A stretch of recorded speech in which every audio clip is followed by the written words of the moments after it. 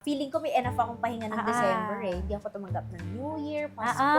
So, actually, nabanggit mo sa akin na first time mo mag-New Year sa bahay niyo. Oo, first time ko nag-New Year sa bahay. So, parang feeling ko, ang dami ko ng energy for January. So, let's go January. Huy, pagod. Pagod. Kaya, simula nun, eventually naman, you will feel na sa sarili mo, it should be quality over quantity. No? My name is Mara. Okay, tuloy natin. Hindi, Beyond Food Event Stories, one podcast. Okay. Sige. Eh, kasi makaputol yung sentence. Okay. Sige. Alam mo, okay na yung introduction. Parang ang saya.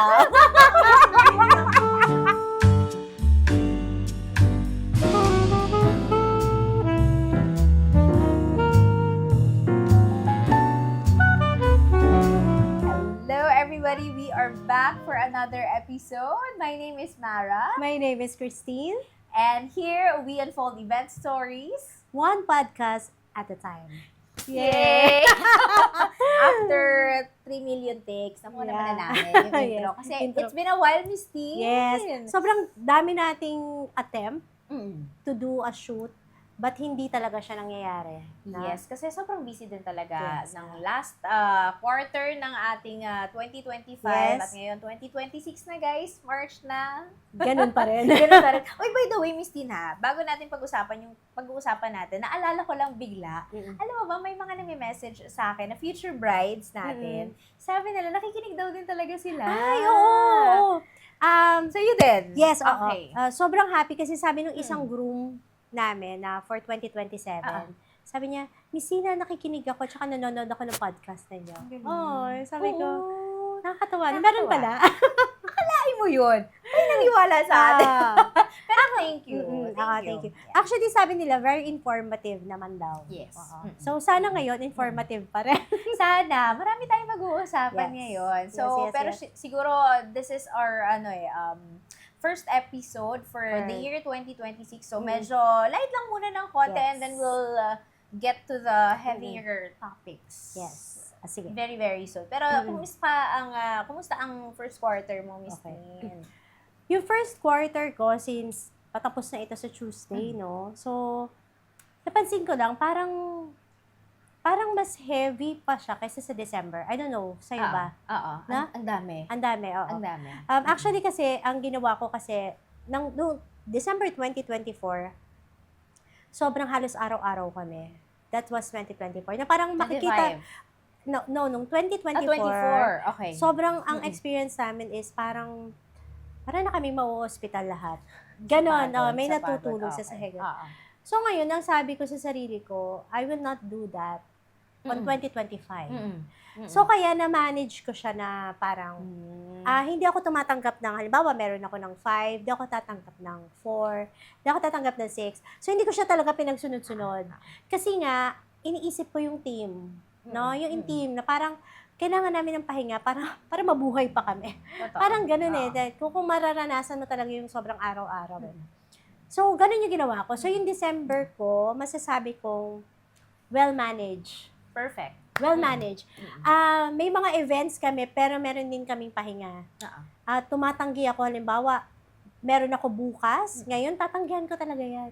Kahit na parang Tempting. yes, Tempting parang shock, sayang nga siya. Pero, yun nga, naisip ko yung mga tao. But, hindi ko siya inaakala na yung first quarter, magiging ganito kadikit-dikit. Na. So, hindi mo na-manage? Hindi ko na-manage. Though, ano naman, medyo may mga pahinga naman din. May mga pahinga naman yung mga tao ng first quarter.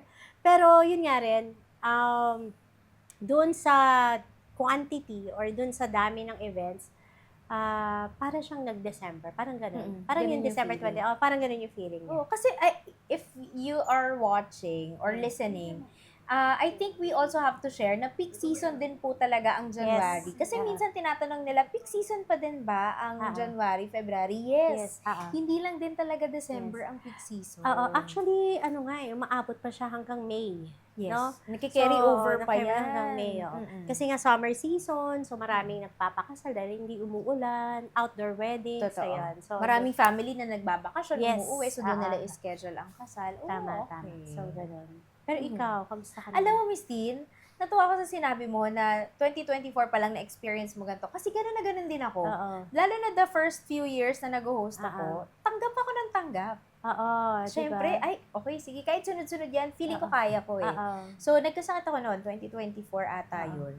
So, by 2025, medyo natuto na ako. Kahit Oo. na gusto kong tanggapin, very, very Tama, same sa'yo, oo. hindi ko na talaga tinanggap. Kasi kailangan may day off talaga ako. Yes, kailangan. Pero yun na nga, nung 2026, Hindi mo rin in-expect. hindi ko na na-manage. Kasi nga parang,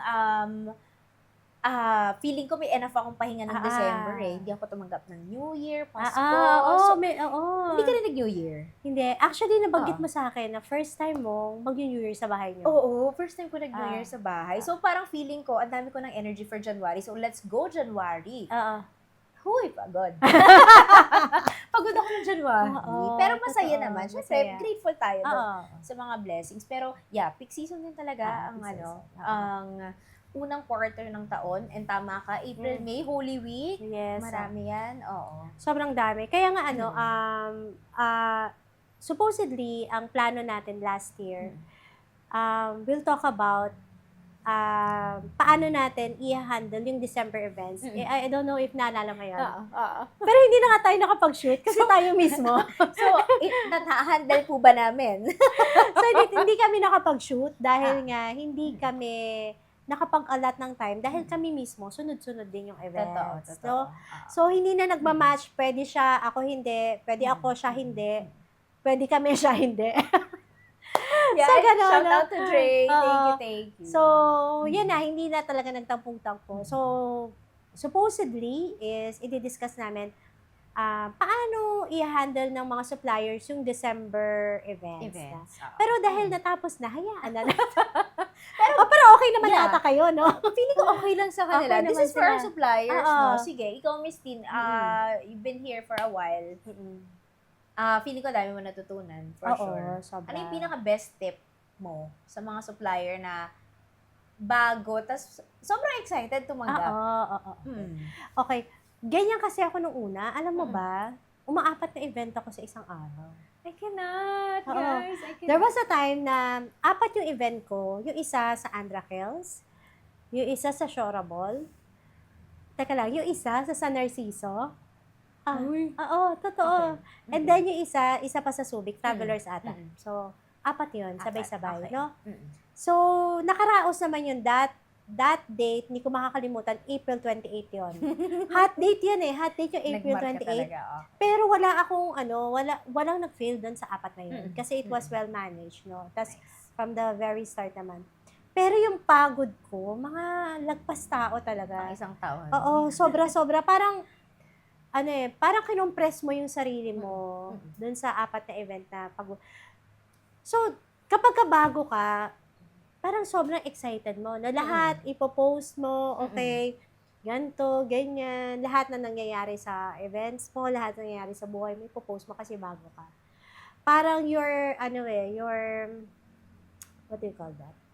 The term is, sobrang fulfillment sa'yo, sa akin, no? So, sobrang fulfilled ang feeling ko kapag ay, sobrang dami kong events. Parang ganon.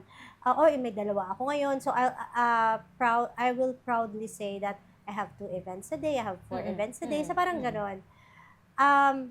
Ako kasi, ugali ko, as much as possible, the quality should remain maayos. Diba? So, kaya ako pagod na pagod. Kaya ako pagod na pagod kasi kailangan lahat yan magpare-parehas. Wala kang event na Yes. sinacrifice. Wala ka Parang dapat ganun. masasacrifice eh. So, kaya yung pagod, diba? Kaya, eventually, doon mo marirealize na, no, hindi ko pala kailangan magkaroon ng 4, 2, 3 sa isang araw. Kasi, at the end of the day, yung pagod mo is not worth it. Diba? It's not worth it. Yung stress na ibibigay sa'yo, mau-hospital ka, magkakasakit ka, hindi siya papantay doon sa kinita mo. Baka kulang pa. Baka kulang pa. Baka kulang pa. Papunta lang din talaga sa panggamot Yes, mo. oo. After. Tapos yung mga tao, ganun din. Sobrang pagod. Hindi lang naman, it's not all about me naman eh. Hindi lang naman ako yun Especially eh. you have a team. Oo, hindi So, ang lang dami yan. mong kinoconsider, Oo. no? Tapos, ako pa, nahihiya akong magalit. Hindi po talaga siya nagagal. Nahihiya kasi ako magalit eh. Parang pag nagagalit na ako, parang, teka, magagalit ba ako? Baka isipin ng mga kasama ko, yabang naman ito. So parang ako mismo, kahit nagagalit na ako, nahihiya akong magalit. So pag 4 yung event na inaayos mo sa isang araw, tapos may nagkakamali, nahihiya akong magalit. So, nagigets mo ba? Yung parang, Actually, ito po, galit na siya yan. Ganyan.